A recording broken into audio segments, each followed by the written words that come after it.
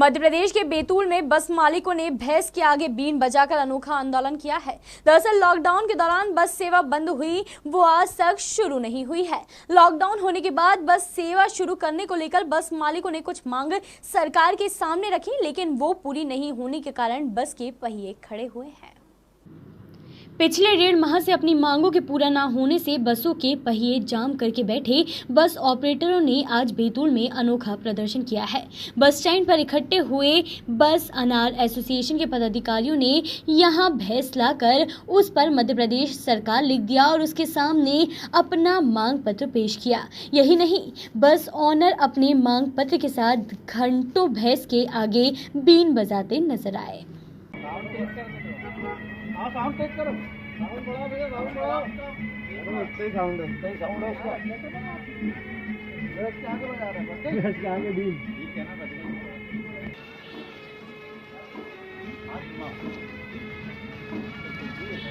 बस owner association के अध्यक्ष विकास ने बताया कि वे बीते 3 महीने सरकार से विभिन्न माध्यमों के जरिए अपनी मांगे रख रहे हैं, लेकिन सरकार की हालत भी भैंस की तरह हो गई है, जिसके आगे बीन बजाने से कुछ नहीं होता। इसलिए आज उन्होंने भैंस को एमपी सरकार बनाकर उसके सामने बीन बजाई है। शायद इससे सरकार की नींद खुल जाए। बस ऑपरेटर्स की मांग है कि लॉकडाउन अवधि का मोटर यान और आगामी 6 माह का टैक्स माफ किया जाए। डीजल पर 15 रुपए सब्सिडी दी जाए, साथ ही 50% किराया वृद्धि की जाए। क्या मामला है, क्या दिक्कतें आ रही है बस में? हम लोग विगत 1-1.5 माह से शासन प्रशासन को ज्ञापन और अपनी बात उनके समक्ष रख रहे हैं, लेकिन शासन और सरकार द्वारा हमारी बातें को अनदेखा किया जा रहा है। हमारे मुख्यमंत्री जी शिवराज सिंह जी हमारी बसों को लेकर कोई भी उनको चिंता नहीं है, हम लोगों के प्रति ना हमारे स्टाफ के प्रति। हम लोगों की हालत 4 माह से बहुत स्थिति ख़राब है। हम लोग का टोटल एक ही व्यवसाय है बस का, और वो बंद पड़ा है। हम लोग 1 माह से 1.5 माह से करीब शासन को ज्ञापन और हर चीज़ अवगत करा रहे हैं, लेकिन शासन हम लोग के तरफ एक बार भी ध्यान नहीं दे रही है। इसलिए हम लोगों ने आज ये कार्यक्रम रखा है, जिसमें ये दर्शाया गया है कि भैंस के आगे बीन बजाना जैसा काम है मध्य प्रदेश शासन को जो हम लोग बोलते जा रहे हैं वो सुनने को तैयार नहीं है।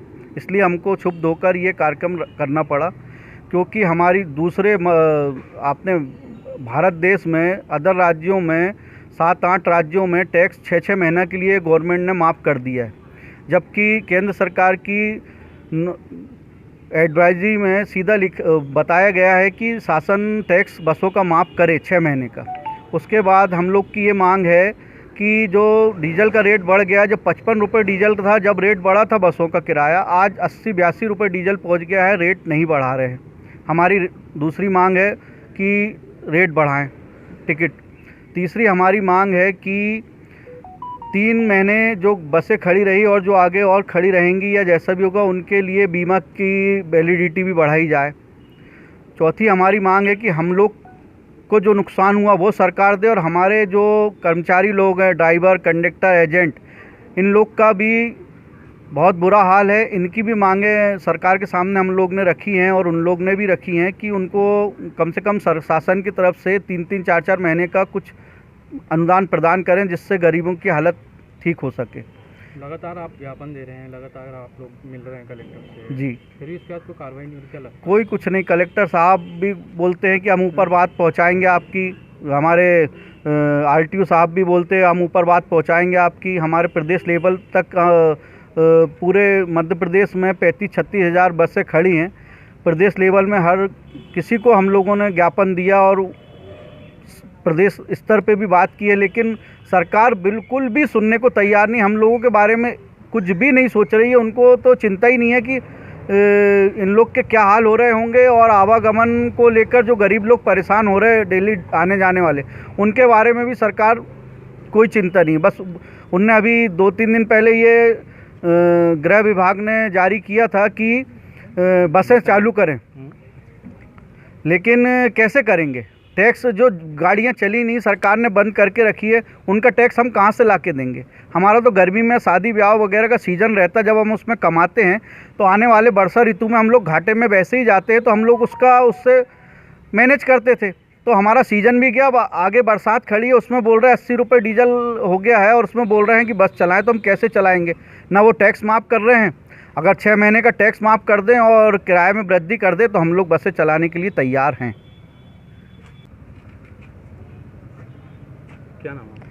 मैं संजय आर, उपाध्यक्ष हूँ बैतूल बस एसोसिएशन का। जी संजय जी, बताइए जो आज ये प्रदर्शन किया गया है, किस तरीके का प्रदर्शन था, क्या लगता है आपको प्रदर्शन से आप कामयाब हो पाओ? इस प्रदर्शन का मेन उद्देश्य ये था कि जिस प्रकार से भैंस के आगे कोई भी बीन बजाने से उसको कोई फ़र्क नहीं पड़ता, इसी प्रकार हमारे मुख्यमंत्री माननीय शिवराज जी के आगे हमारे प्रदेश लेवल पे, जिला स्तर पे, ब्लॉक स्तर पे सब लोग ज्ञापन दे रहे हैं, सब लोग कर रहे हैं, पर आज तक कोई उन्होंने प्रतिक्रिया व्यक्त नहीं की।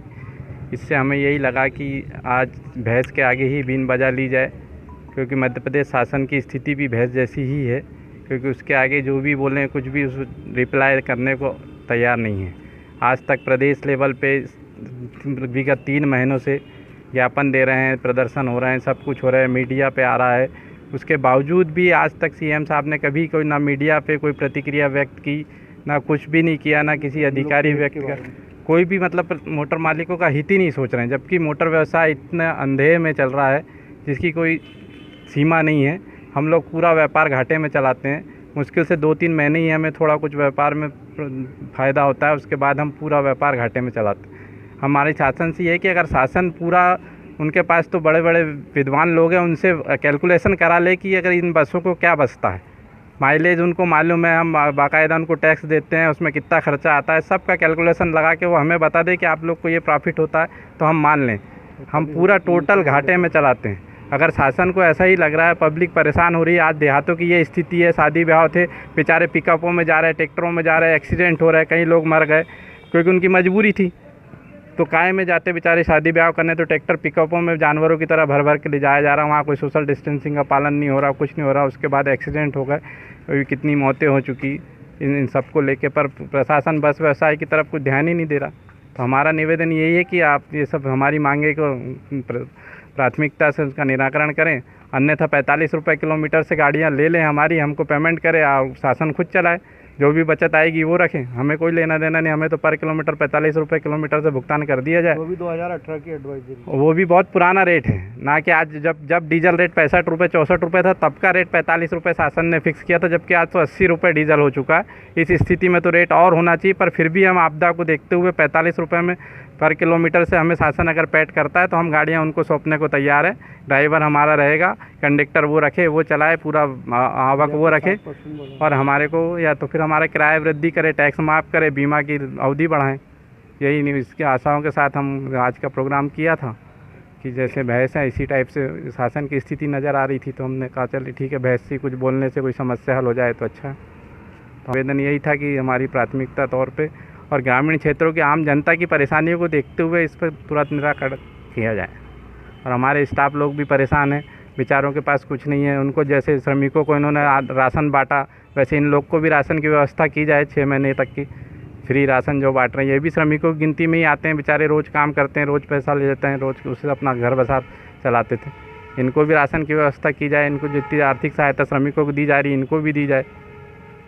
ये सब प्राथमिकता के तौर पे हमारे स्टाफ के प्रति समस्त समस्याओं को निपटाते हुए कुछ निराकरण जल्दी करे, जिससे देश की जनता को भी सुविधाएं प्राप्त हों।